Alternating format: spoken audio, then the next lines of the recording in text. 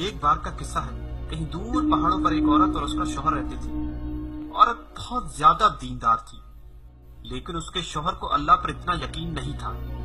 بیوی جب بھی اللہ یا اس کے رسول کا ذکر کرتی تو شوہر اسے ڈانٹ دیتا۔ گھر کے حالات بھی کچھ اتنے اچھے نہ تھے، شاید اسی لیے شوہر ہمیشہ ناشکری کرتا رہتا۔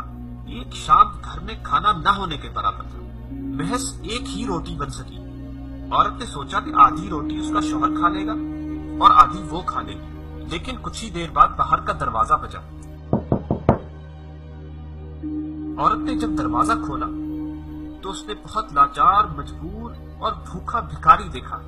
عورت کو اس پر بہت رحم آیا اور اس نے اللہ کے بھروسے گھر میں جو ایک ہی روٹی تھی وہ اس بھکاری کو دے دی، اس یقین کے ساتھ کہ اللہ اس کی ضرور مدد کرے گا۔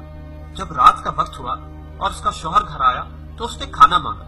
اس عورت نے بہت یقین، بہت بھروسے اور حوصلے کے ساتھ اپنے شوہر کو بتایا، گھر میں جتنا کھانا تھا میں نے ایک بھکاری کو دے دیا، اس بھروسے کہ اللہ میری کسی نہ کسی طرح ضرور مدد کرے گا۔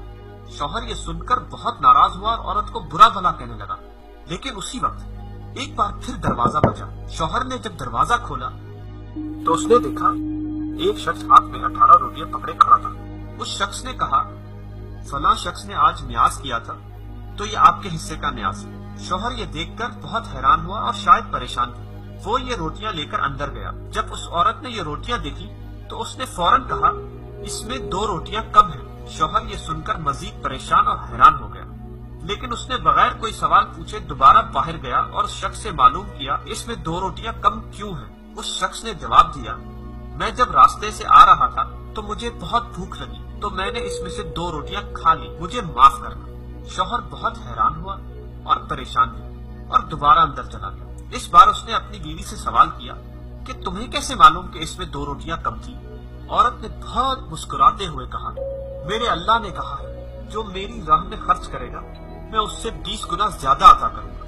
شوہر اپنی بیوی کا یہ جذبہ اور یقین دیکھ کر بہت حیران، بہت پریشان ہوا اور زار زار رونے لگا اور اللہ سے اپنے گناہوں کی معافی مانگنے لگا، اپنی ناشکری کی معافی مانگنے لگا۔